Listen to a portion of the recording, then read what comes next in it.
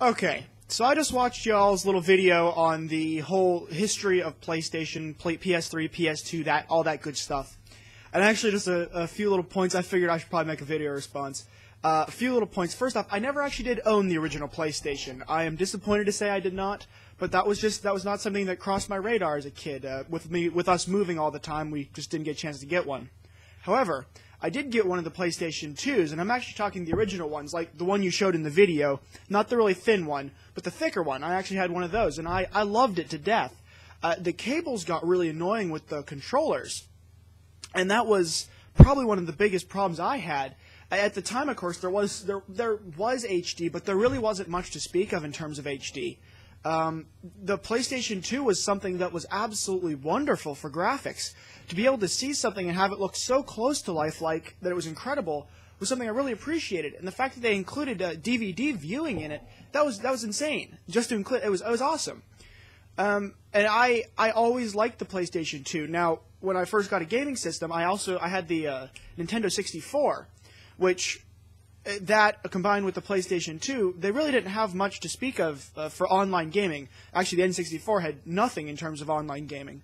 But the PlayStation 2, I did have a minor thing, and I never thought that was going to catch on. So whenever it did, I guess that was one of the biggest surprises for me, was just all of a sudden be able to play with people online from my house to somebody else's. I appreciate that. And actually, that caught on primarily, from what I see, in the most recent wave of gaming, being the Wii, the Xbox 360, and the PlayStation 3. And PlayStation Portable, for that matter. The idea of online gaming was something that I never would have thought of, which is actually what I'm using to get to my next point, which is they kind of mentioned whether or not we should actually have the next revolution of gaming come out. I mean, why would we make another one? What else is there better? Well, actually, oddly enough, the answer to that is there's a lot. The gaming world is evolving so quickly that I'm surprised that they haven't pushed an idea really right now. As for the Xbox 360, I think their next step is going to have to be to include Blu-ray in it, because even though that's a Sony-based thing, and that's kind of giving money to the competition, I still think it's important to have that entirety of HD plus 7.1 surround sound, etc. I think that's important, especially in modern day. The Wii, I think the next thing they have to include is, DVD playing, because they don't even do that yet.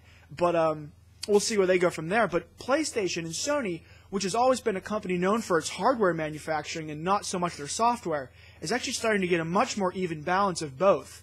So even if there's not a massive upgrade to the hardware of the PlayStation 4, although I do think there will be, I think that they can do a lot more with software and the current hardware that we have. But I'm not sure they'll be able to do that with just pushing updates to the PlayStation 3, because with the PlayStation 3, this is a little tech moment, but they actually incorporated a brand new type of processing chip, which did actually separate chips jammed together, and they called it cores, but they were really separate chips jammed together into one massive chip.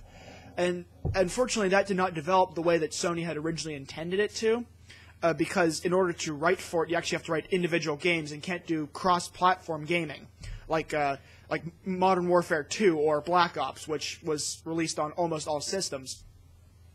So I think, personally, the future of gaming is going to be incredible to watch. I think they not only should do it, but I think that it's going to be such a revolution that people will be like, well, there's never going to be a future from here. I mean, look how great this is. So whenever they do decide to push stuff like the PlayStation 5, it'll just do it again.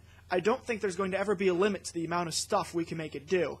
I do believe that you are absolutely right. 3D gaming is absolutely coming on fast. And the PlayStation Slims, the 250 gig or 320, one of the two actually are designed around 3D gaming. But the older PlayStations, like the PlayStation 3, the Fats, if you want to call them that, they were not. And they just pushed 3D to them, which I appreciate them being able to do that, but there's so much more they can do with 3D. And actually, with any luck, maybe they'll release a holographic.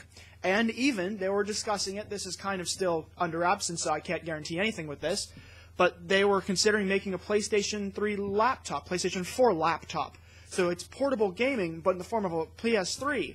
So even though the PSP2, as it's being called, is supposedly as powerful as the PlayStation 3, that doesn't mean much, because the PlayStation 4 is just going to be even more powerful. So I'll be looking forward to seeing what's next. maybe touchscreen compatibility, which would be wonderful, maybe 3D, maybe holographic, maybe water drip, I don't know. We'll have to find out and see what comes next, but my end to the story is I do believe they should push on, they should come up with something bigger, better, stronger, and I can't wait to see what the future is. Once again, everybody, great video, it was a pleasure to watch, and actually quite a wonderful documentary. I actually learned a lot from this video. Thank you all very much.